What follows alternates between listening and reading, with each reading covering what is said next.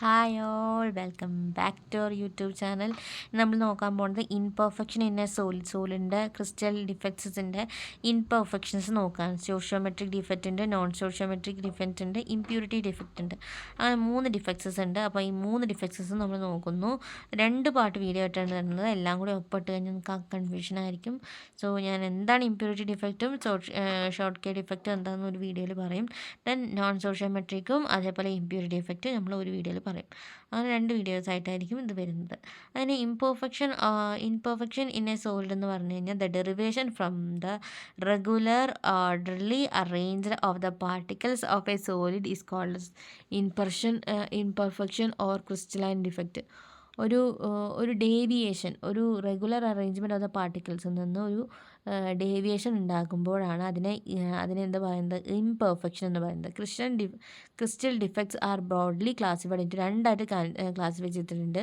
Point ഡിഫക്റ്റും line ഡിഫക്റ്റും ആയിട്ട് classify ചെയ്തിട്ടുണ്ട്. Imperfection around A point, ഒരു പോയിന്റിലുള്ള ഇൻപെർഫെക്ഷനെ പറയുന്നതാണ് പോയിന്റ് ഡിഫക്റ്റ് എന്നും, ഒരു റോയിലേക്ക് അടക്കം ബാധിച്ചിട്ടുണ്ടെങ്കിൽ അതിനെ ലൈൻ ഡിഫക്റ്റ് എന്നും പറയുന്നു. Point defects can be point defect 3 ആയിട്ട് ക്ലാസിഫൈ ചെയ്തിട്ടുണ്ട്.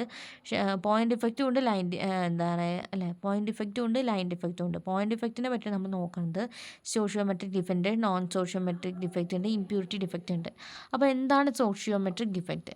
സോഷ്യോമെട്രിക് ഡിഫക്റ്റ് എന്ന് പറഞ്ഞു കഴിഞ്ഞാൽ this are the point defect which not disturb the stoichiometry of the solid. ഒരു സോളിഡിൻ്റെ സോഷ്യോമെട്രിക്ക് ഒരു ഡിസ്റ്റർബൻസ് ഉണ്ടാക്കില്ല. They are called as intrinsic or thermodynamic defect because their defect can be developed when a substance is heated.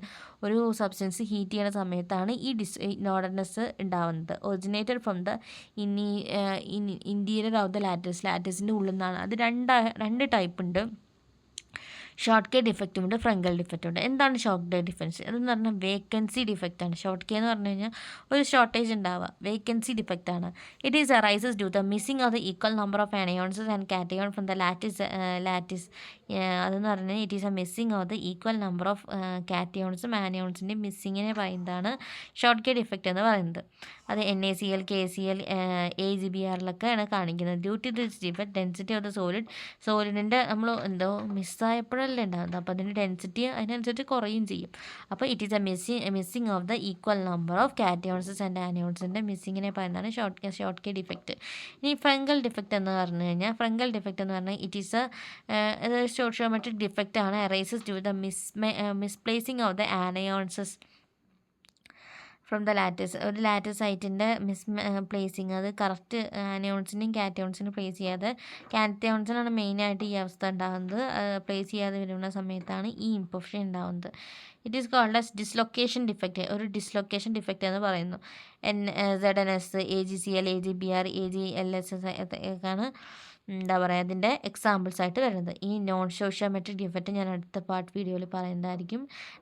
Thank you for watching and have A nice day.